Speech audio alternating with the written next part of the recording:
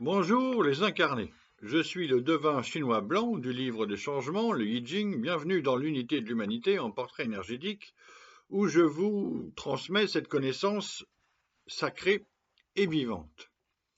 Puisque tout est énergie, aujourd'hui nous allons parler de l'énergie 38 divergence de Cécile de France. Cécile de France est une actrice belge née à Namur en 1975. Ses parents tiennent un café que fréquente la troupe de Benoît Poulvorde.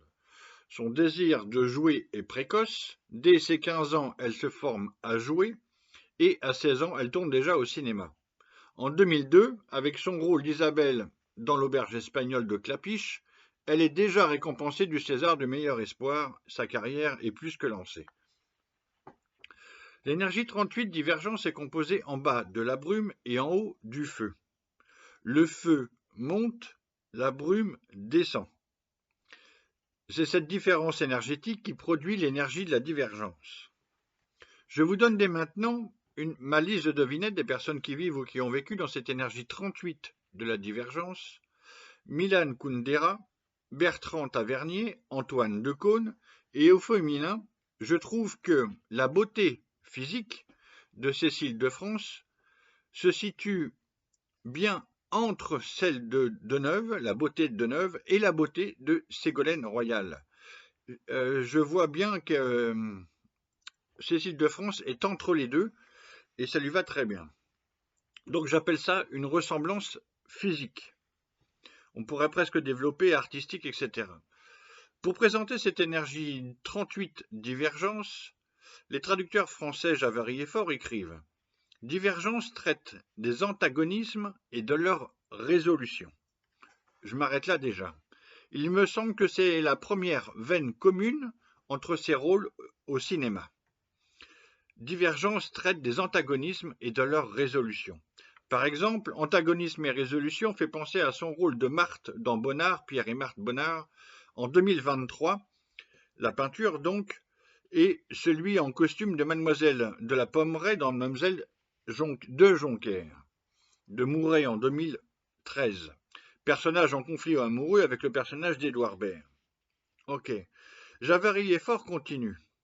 Montrant les tensions qui surviennent lorsque les êtres réalisent leurs différences, il conserve les contrariétés, contestations et désaccords qui s'élèvent lorsque chaque individu, groupe ou tendance à l'intérieur d'une même personne cherche à s'extérioriser et à s'affirmer.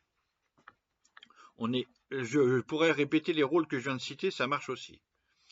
Et Javary et Faure ajoute « Seul celui ou celle qui s'efforce d'aller au-delà des apparences peut rendre les divergences possibles. » Ici, on pense à l'un de ses derniers films, Par amour, en 2024, où elle joue le rôle d'une mère, Sarah, qui va accompagner son fils dans son expérience de l'au-delà. Javary et Faure conclut « Pouvoir envisager d'un seul regard les oppositions qui animent la situation dans laquelle on se trouve permet de découvrir la fécondité propre à cette tension. » Fin de citation. Ici, on pense à son rôle de Chiara, pêcheuse libre et amoureuse d'un jeune homme plus jeune qu'elle, dans La Passagère en 2022.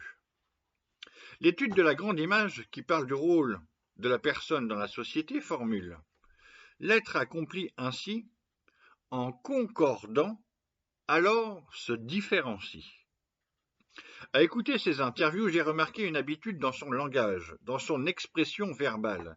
Elle commence toujours par dire oui, donc elle concorde, et ensuite elle exprime sa différence, sa singularité, son principe d'individuation. Ok. L'étude du jugement, qui est une carte d'identité énergétique, indique une seule sentence, qui est rare. Pour des petites choses, ouverture. Qu'est-ce que ça veut dire? Ça parle de ses rôles d'actrice au cinéma, tout simplement. Javary et Faure développe. L'énergie de la divergence n'est pas un moment de grand bouleversement, plutôt l'occasion, par atténuation progressive des tensions, de modifier le regard que l'on porte sur une personne ou sur une situation. Fin de citation. Là, on pense à son rôle d'Isabelle, par exemple, adolescente lesbienne dans les films de Clapiche, L'Auberge espagnole en 2002, récompensée du César du meilleur espoir féminin. Les Poupées russes en 2005, César meilleur second rôle féminin. Et le Casse-tête chinois en 2013, et bientôt un 4e volet de Clapiche, etc. Donc Cécile de France a déjà joué, elle arrive à la cinquantaine, elle a déjà joué plus de 40 rôles au cinéma, des courts-métrages, une douzaine de téléfilms, des clips, des doublages, dans la série 10%, ainsi qu'une douzaine de pièces de théâtre classiques et contemporains. Voilà pour aujourd'hui. Et vous, vous vivez dans laquelle des 64 énergies ?